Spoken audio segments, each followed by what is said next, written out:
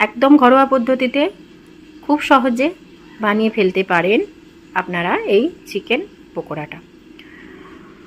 প্রথমে মাংসটা ধুয়ে পরিষ্কার করে নিতে হবে। মাংসে দিতে হবে 1.5 চামচের মতো পেঁয়াজ বাটা, আর 1 চামচের মতো আদা রসুন বাটা,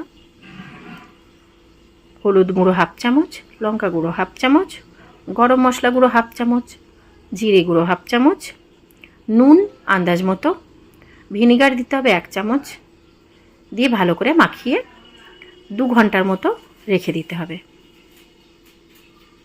2 ঘন্টা পর 1 চামচ কর্নফ্লাওয়ার, 1.5 চামচ বেসন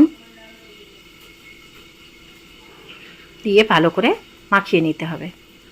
যদি কম বেশি মাংস আপনাদের থাকে সেই রকম হিসেবে কর্নফ্লাওয়ার আর বেসনের ভাগটা বাড়িয়ে দেবেন। কড়ায় তেল দিন আর কোটিং চিকেন পিসগুলো তেলে ছেড়ে দিন।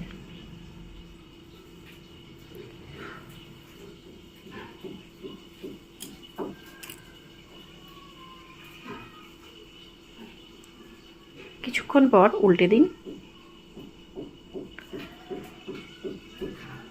তবে একবারে এটা ভেজে নেবেন না, অর্ধেক ভাজা হয়ে গেলে মাংসের পিসগুলো তুলে সাইডে রেখে দেবেন। যখন আপনাদের খেতে ইচ্ছা হবে তখন আপনারা আবার ডবল করে তেলে ভেজে নেবেন। আপনাদের যদি এখনই খেতে ইচ্ছা করে তাহলে একটু ধিমা আঁচে অল্প আঁচ করে মাংসের পিসগুলো ভাজবেন, দেখবেন ক্রিস্পি হয়ে যাবে। তো আমার একটু পরে খাওয়ার ছিল, সেই জন্য আমি কিছুক্ষণ পর ভালো করে লাল করে ভেজে নিয়েছি। দেখুন, যেমন বাইরে থেকে দেখছেন মুচমুচে, তেমন ভেতর থেকেও স্ট্রাকচারটা জুসি থাকবে। দেখুন ভাজা হয়ে গেছে লাল লাল করে। এবারে ধনেপাতার চাটনির সঙ্গে পরিবেশন করুন এই টেস্টি চিকেন পকোড়া রেসিপি।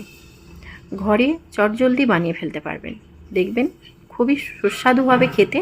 তো বানিয়ে খেয়ে আমাকে কমেন্টে জানাবেন কেমন লেগেছিল। আমার সাথে থাকবেন, ভালো থাকবেন, সুস্থ থাকবেন।